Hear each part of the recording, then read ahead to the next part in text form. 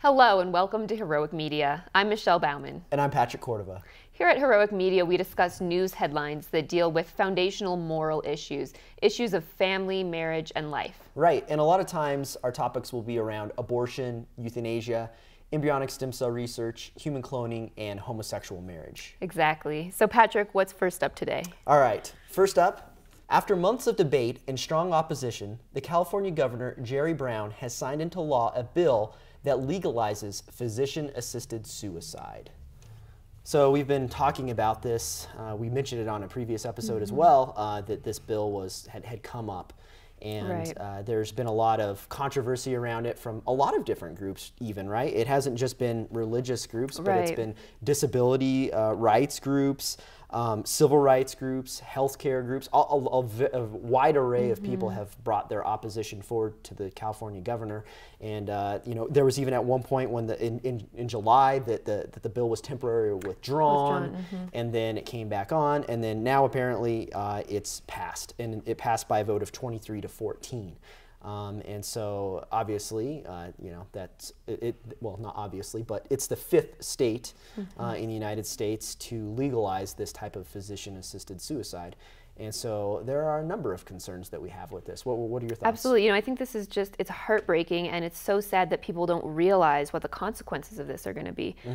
Very ironically, this was passed, it was signed by the governor, who happens to be Catholic. It was signed into law 5 days after the end of National Suicide Prevention Month. Oh, wow. And so what kind of standard is this setting, and what is this telling people? You know, our laws really do play a role in forming people and showing people what's right and wrong. And people do, you hear people say, oh, well, it's legal, it's okay, you know. So what is this saying? This is saying, well, if you're, you know, now there are restrictions on this. You have to be terminally ill with within 6 months. Expected to die within 6 months, and medically competent when you make the decision. And so if it's okay to kill yourself under those circumstances, then what about if, you know, you maybe have longer to live, but you just hate your life? What about, you know, what is this going to look like from the view of the 15-year-old girl who's just, you know, gotten broken up with by her boyfriend, and she doesn't think life is worth living anymore? And well, you know, I just watched grandma kill herself, and she was so peaceful about it, and I think I'm going to do the same thing. There are ripple effects in society from this. Yeah, and I mean, there's all kinds of things. Right? What kind of loopholes could come in, right? What if there's a doctor that, you know, is known for saying, oh yeah, this person is terminally ill because, you know, I'm just making something up here, but like, say there's a scenario where, you know, he's going to say, well, the terminal illness is that this person's going to commit suicide anyway, so we may as well put them out of their misery now. You know, I mean, there's all kinds of things that I can think of where this law could be twisted out of proportion or could be abused. But I think you're right. The big thing with this law is what it says, because people listen to the laws and say, well, if this is, they look at the laws and say, that's what's okay. And so that's why it's important to have laws that are in line with moral thinking. And so, you know, this law says, hey, if I'm suffering, or if I'm in pain, or if I'm a pain to others, or if I'm going to die, then just kill me now. And so it sends, I think, the wrong message. Absolutely. That's the biggest thing. And we have statistics backing this up. In Oregon, there has been, since they legalized physician-assisted suicide, there has been a 50% increase in overall suicide rates, which means that this is actually happening. It's not just a theoretical. Right. So in California, Sacramento is actually one of the top 5 cities in the country as far as suicide rates goes. So we're taking a population that's already very prone to suicide, and then we're saying, okay, we're going to legalize this in some cases. So it's just so sad that we aren't looking through, and that the lawmakers didn't look through the implications of this. Yeah, exactly. And I think that it kind of boils down to this whole like mentality that we have nowadays that says, you know, I want this, it's a right, you can't take it from me, it doesn't affect you. You know, and because it's me that I would be, you know, putting it into my life. It doesn't affect you. But I think that that's not true. You know, we already mentioned that these laws set a precedent and kind of a mindset for people in society. But and that's how it affects more than just them, right? It affects all of society. And so it's not just like some sort of law that's in this little cube that just applies to a person, right? It affects everybody because it affects the mentality of society and how we view life, how we view death, pain, and hardships, right? Basically, we live in this society where we just want this quick fix or this pill or whatever, you know, something to fix our problems, the next new thing, you know, always the best. And you know, we have all these quick little one-line things that we like or that we go for, and this is another thing where, hey, if there's some sort of problem, it's easy, we get rid of it. It's legal, everything's okay. Right, absolutely. And we've seen we've seen documented cases of abuse as well where this is legal, where family members or doctors are pressuring people, where it becomes a financial decision, Yes. where people with disabilities are discriminated against. Another really interesting point is that there's a study that was done that found that the majority of people who request suicide, assisted suicide, when they're treated for depression, they withdraw that request. So we're killing our depressed people. Yeah. We're killing our depressed population, and that's absolutely awful.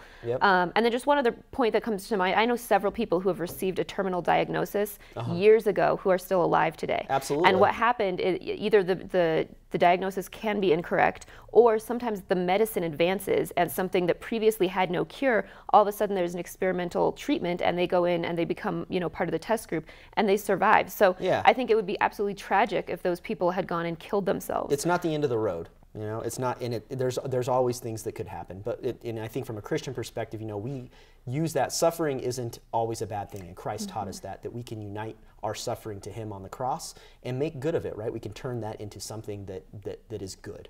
Absolutely. I think that's the underlying foundation, you know, apart from all these other things from a Christian view, that's what life is, and it's something sacred always. Yep, exactly. Indeed. All right, in our next story, one of the largest Catholic healthcare operations in America is being sued by the ACLU over its refusal to provide abortions. So, another case with the ACLU, right? The American Civil Liberties Union. They're suing Trinity Health Corporations, which is a very large corporation. It's headquartered in a Detroit suburb, and they have like 80 locations across the United States. Right. So they're very big, and they adhere to the USCCB, the United States Conference of Catholic Bishops. I always have a hard time saying that one. They adhere basically to Catholic practices on teaching on morality as it applies to healthcare. So things like abortions, of course, is a big one. And so, of course, at these hospitals, if you go there and you try to get an abortion, they're going to say, no, that's against our principles, our values. We will not provide that healthcare service here. And so the ACLU says, oh, you can't do that. And so they are suing them. So that's the situation that we're in. It is, and it's sad, you know, how ridiculous is it to think that, oh, I'm going to go into a Catholic hospital and demand that they do something that's against Catholic teaching. Why would you even think you can do that? Right. So honestly, the mindset here is just really unfortunate, and then to have this lawsuit. But the interesting thing is that the ACLU has already filed a similar lawsuit against the U.S. bishops, the U.S. Conference of Catholic Bishops, and that lawsuit was dismissed by a federal court in July. Right. And so now they're like, okay, we're going to try this again once it was already failed. And so this group is seeking a dismissal as well. But you have to wonder, from the mindset of the ACLU, what are they trying to do here? Are they just trying to attract bad publicity for the church? Are they just trying to tie up the church's resources in a battle, in a legal battle? They've already tried one of these lawsuits and it got dismissed. And the fact that they're trying again, I think that raises some questions. It does raise some questions, and it's probably all the above, right? They're trying to tie up their resources and their time and their focus, and I think they're trying to set a precedent. And that's what this, the abortion mentality is all about, especially from these, very extreme groups. I would call them extreme, at least, because they're trying to push their agenda on other people. They don't care what you believe. They want you to take part in what they believe, and so, which is ironic because a lot of times those groups accuse religious groups or whatever of trying to push their beliefs on other people. So this is a case where there's a service being provided or there isn't a service being provided that they want you to provide. And I just think it's just ridiculous. It's just crazy. You wonder what are their motives. And so Eve Pigeon, she's the manager of public relations at Trinity Health Corporation. She had the following to say about it. This case has no merit. A federal court already dismissed a similar ACLU claim, and we will seek dismissal of the suit for the same reason. So just like you said, there's already been something like this in the past. It would seem to be likely that it would be dismissed based on the same grounds in the past, but I guess time will tell. Right, absolutely. One other point to mention, the Catholic Church does so much in healthcare in this country. This particular corporation has 25,000 licensed physicians. They're doing so much good. So often the Catholic hospitals are the ones that are serving the underprivileged, the uninsured, so why attack them? It's really an ideological battle. They really are just pushing for abortion, that you would try to attack a group that's doing so much to serve those who are in need and who aren't going to be able to be served anywhere else. Absolutely. And, you know, I think they get away with it almost, not get away with it, but they hide behind this. The whole reason that they say they're suing them is because these Catholic hospitals are denying emergency health care. It always seems to be this like hiding behind words, right? Choice and things like that, to make it seem like it's something that it's not actually. And so this seems like one of those cases, right? And they're just saying, well, you're denying this emergency health care that they have to have this. It's this emergency thing that they have to have.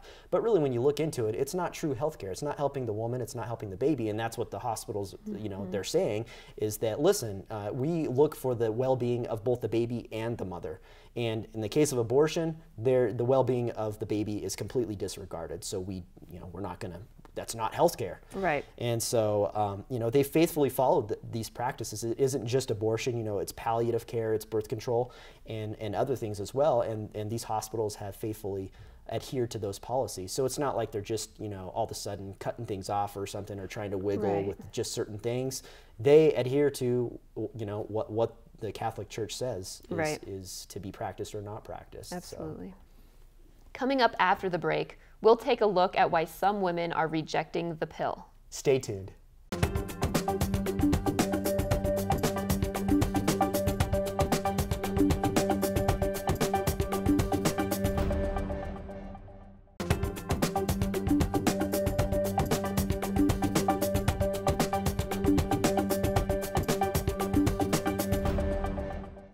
Hello and welcome back to Heroic Media. In case you're just joining us, I'm Patrick Cordova. And I'm Michelle Bauman. In our next story, a new documentary on the pill is raising the question, is women's biology a disease that needs to be fixed? Yeah. What do you think, Patrick? It is, totally. We got to fix that. Biology.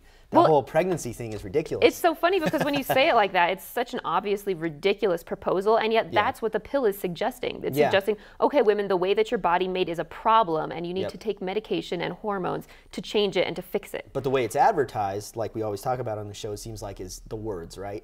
It's hidden behind the words. You're actually, no, this is healthcare, and you are actually taking control.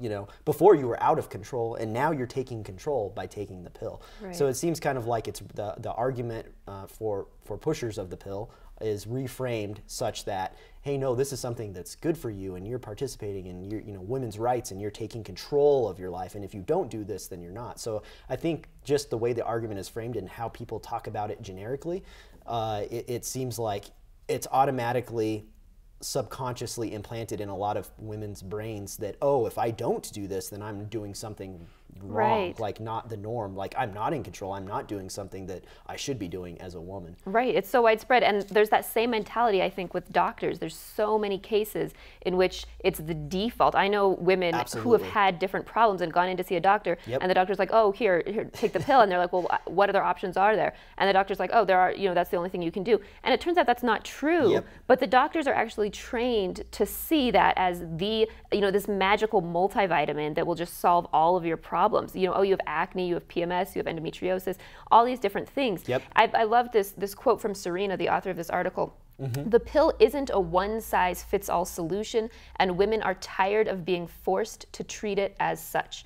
I think that's really it's exactly the point that this whole thing is making, is that we need to be willing as women, as a community, as the medical community, to look beyond that. Yeah, absolutely. I couldn't agree more. And just to echo your statements, I know several of women friends of mine who have said the same thing, like, they have some sort of condition, medical condition specific to a woman, and they say, their doctor prescribed them the pill. And so they get very, up in arms about like, oh, the pill's okay, I have to have it for this, or I have to have it for that. And like you were saying, that's not necessarily true. And I think that's kind of what this article and documentaries and similar things like this that are coming out kind of seek to expose. And really it is about knowing your options in that the pill doesn't have to be and isn't necessarily the answer for all of these things. And in many cases, it seems to me like there's a lot of alternatives that could be taken. And as we've talked about on the show before, the the pill, especially hormonal contraception, is a class 1 carcinogen rated, by the World Health Organization has said that. So it's something that does not help your health as a woman. And so there are other natural alternatives. We've talked about several of them on this show: natural family planning, naprotechnology, and yeah, I think it comes down to also education as well. Absolutely. I think the statistic is something like 40%. There's a recent survey or study that showed that 40% of women don't even really understand their own natural fertility cycle. Right. That's shocking to me. Yeah. How is that empowering? Like women are so empowered because they take the pill. They don't even understand what's going on with their bodies. Yeah. And I think that one thing that's so powerful about this story, this documentary that's being made, it's not being made from a religious perspective. Yeah. And so we've talked about other NFP apps that are out that are made by groups that are secular, that are just saying, hey, we want this natural approach. Yes. And so this is a follow-up documentary from the 2007 documentary, The Business of Being Born. And so that's Ricky Lake and Abby Epstein. And in that one, they said, well, women are trending more towards natural birth, towards, working with your body, that kind of thing. And now in this follow-up, they're saying, well, actually, women are kind of thinking about the same thing when it comes to the pill. They don't want artificial hormones in their milk. They don't want artificial chemicals, genetically modified foods. So are women starting to rethink whether they actually want to put these chemicals directly into their bodies? Yeah, absolutely. And I think that you hit the nail on the head, right? There's all this focus, you always see these, women, they're very health centric, right? Like you said, they don't want pesticides in their food, and they don't want, they want to get organic only. And there's this huge push for health, and they're exercising. They're focusing on health and a natural way of doing things. And so they're starting to question, well, hey, I do all this other stuff that's like natural, and I seem to promote all this, healthy things, and then I go take a pill every day, and well, what's the real deal? I think they're starting to question and say, hey, is there another alternative? And the documentary that you mentioned with Ricky Lake, I think those things start to help uncover hey, there's other ways of doing things. Like you mentioned, the whole natural birth thing. There's been like so many more people that I know that are trying to do like home births and things like that. And of course, that's a whole other discussion in of itself. But yeah, I think natural is definitely kind of the theme of why women are starting to look in a different direction, because they want to, they don't want to fight their body or treat it like it's a disease, like we mentioned at the very beginning. They want to find a way to accomplish what they're looking for, but in a way that doesn't, destroy their body or treat it as something that it's not. Absolutely, yeah, and I think this quote from Ricky Lake kind of sums it up. What we did for birth, we're trying to do for birth control, and that's to empower the consumer with information, not tell women what to do, but offering access to information and choice. That's the real empowerment, not, putting girls 13 years old on some hormones that they're going to be taking blindly for several decades, but actually giving them the knowledge and the information about their bodies. And that's totally key. I think you're exactly right. Giving that information is the true empowerment, because then that woman can make an informed decision on the best choice for herself. Absolutely. Yep. Okay, in our next story, 23-year-old pop star Demi Lovato's decision to do a nude photo shoot in the name of women's empowerment has left some women scratching their heads. So yet another topic of empowerment and women, right? So I guess, it goes along the theme of what society, secular society specifically says is empowering, right? And so there is a continual theme, right, that says, and Demi, she's had issues with body image, and so this was her way, I guess, of saying, I don't have an issue anymore. Let me pose nude to prove it. Right, and I have to say I'm grateful that she does speak out on these issues, body image, and she's a big advocate of mental health care. Because I think that's something that a lot of women struggle with. And so for her to say, you can overcome this, I think that's really great. I think her quote in this case, she said, you can feel comfortable and confident in your skin. And her new album is called Confident. And so this was part of the promotion for that, just saying, hey, look, I'm so confident. I've overcome some of these body image issues, and you can too.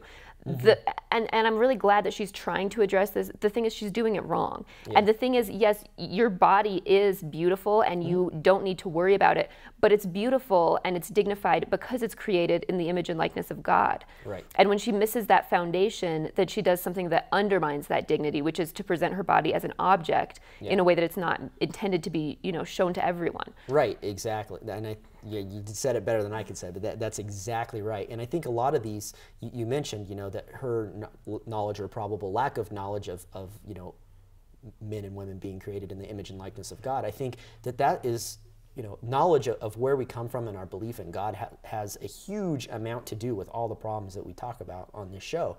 And this is no exception to that, right? And to me, it almost seems like when women do that, to me, it doesn't seem like they're empowered or strong or anything like that. It seems to me almost that there's a desperation, to be honest with you, because it seems like they're swinging so far to one side instead of them showing their confidence by the way they interact with others or in any number of other different ways that don't involve nudity. They go all the way to the opposite extreme. So you know, it's kind of like one of, you know, like, oh, I'm afraid of heights, so I'm gonna go up on an airplane and jump out and do a, you know, and parachute or something. You know what I mean? It's like the ultimate form of extremism for the scenario that you're in. And so, yeah, I don't know. That's just my initial thought on the situation when people do that sort of thing. Right. Yeah. And the idea was that she wanted this to be no Photoshop, no, you know, special makeup, no special lighting. Very just natural. You know, this is natural. Yeah. And I think that's admirable. But you don't have to take your clothes off to do that because Photoshop is so widespread that, you know, people's faces are completely Photoshopped, their clothes, their body, you know, image. So she could have done that without, and said, you know, okay, women, you don't have to be a slave to this Photoshop image, without taking off her clothes. And this quote from this author, Monica Weigel, isn't it possible that there is a better way to show a hard-earned confidence than by continuing to imply that women's bodies are public property? I thought that kind of nailed it on the head, because that's what she's doing. She's saying, like, you know, here's my body, it's an object for everyone, rather than giving it the dignity and the respect that it deserves. Yeah, because I think I'm beautiful, which she is. Why would, you know, you must share that with everybody, right? You're selfish if you don't or something. That's kind of like the sense that I get. But yeah, you're absolutely right. And you know, I hope that things don't backfire on her as well, right? Because she obviously had this body image thing, and now she's doing this photo shoot, and she's going all in, like I just said, chips are all in, and she's not doing even Photoshop, which is rampant. And so now, you know, hopefully, you know how people are relentless on the internet and they're merciless. And it's just like, you know, if things aren't Photoshop and they're talking about a picture and she sees all these things and they're talking negatively, I hope that it doesn't backfire Absolutely, as well. That's a good point. Yeah, lot to think about. All right, stay tuned. We have one more story coming up after the break.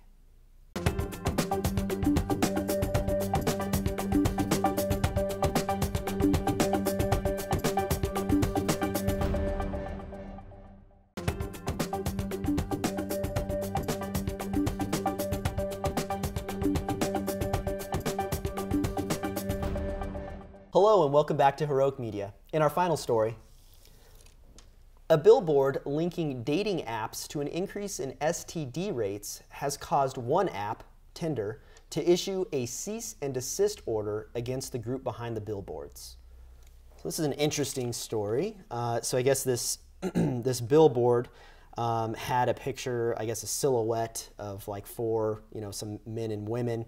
And then it had, in quote, to quote it, Tinder, chlamydia, Grindr, gonorrhea.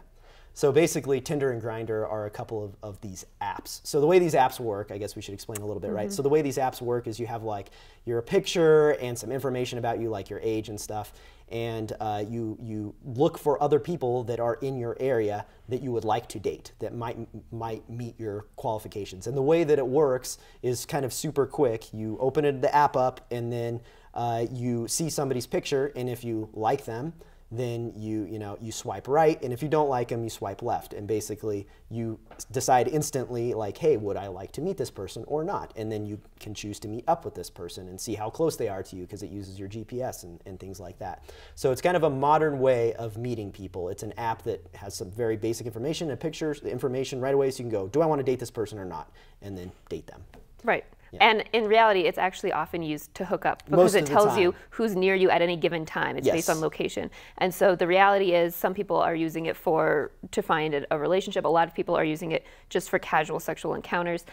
We don't know how many people exactly are on it, but Tinder claims 8 billion people are using their app. So that's a huge, huge, huge amount. And so this group, the AIDS Healthcare Foundation, put out this billboard in LA, and it was saying, hey, this is causing higher rates of STDs, and it was basically encouraging STD testing. Yep, exactly. Basically, yes. And so, you know, I can see, I'm glad that they posted the billboard, because, you know, it kind of gives people, I mean, maybe a heads up, like, hey, you know, but I think people already know, like, that are using it. Hey, this is like for hookups. You know, Well, I would think. You at would least. think, but then the crazy thing is that Tinder is denying this, and they're the ones that issued the cease and desist, and they said you can't prove that our app has anything to do with these increased STD rates, as if, you know, even if you can't prove that, it's just logical. If more casual sexual encounters people are having on a mass level, the more that there's going to be a rise in STDs. Yeah, and there have been some cases, I think it was in Rhode Island and then also in Colorado, where the health departments there had seen in increases correlated to app usage, right? Dating app usage. So they had, and a lot of them were men that were coming in also. But I think it was something like roughly half of the people that came in to you know, say, hey, I've got this, you know, I need to get checked out, and then sure enough they had an STD. They also had said that they used the dating app. Right. So it seems like there is some, with an explosion of how many STDs there have been reported. I think the Colorado case, I'm just going off memory here, it was like in a period from January to July of 2014, comparing that to 2015, there was a, I can't remember what the percentage was. 56% increase. Thank you, 56% increase. That's a big increase in 1 year. That's a huge increase, yeah. Absolutely. And a lot of those people were reported that they used the app. Almost half of them. That's alarming to have it increase so much in such a small amount of time. Another statistic in Rhode Island, as you mentioned, a study earlier this year, the Department of Health found that rates of syphilis, gonorrhea, and chlamydia were all at a 10-year high in the state. And the Rhode Island Health Department said, we do not know how much social media has contributed to the rise in STDs, but we believe it is a contributing factor. So I think it's kind of hard to make the argument that, no, this has nothing to do with it, it's just randomly spiking. New York, Utah, and Texas also are reporting similar increases. So it's being reported pretty widespread here. Yeah, absolutely. It seems to be that there's a correlation, but you know, obviously people be careful out there, right? Yeah, I mean, you know, if you're following the teachings of the church, you don't have to worry about that. Absolutely. Even better point. All right, that's it for this week on Heroic Media. Please join us next week for all the up-to-date news on the pro-life issues that matter to you. Please feel free to write to us with any comments, questions, or news tips at news@heroicmedia.org. And please visit our website at heroicmedianews.org, where you can check out more stories like the ones we discussed on this episode. That's it for this week. Until next time, keep us in your prayers. God bless.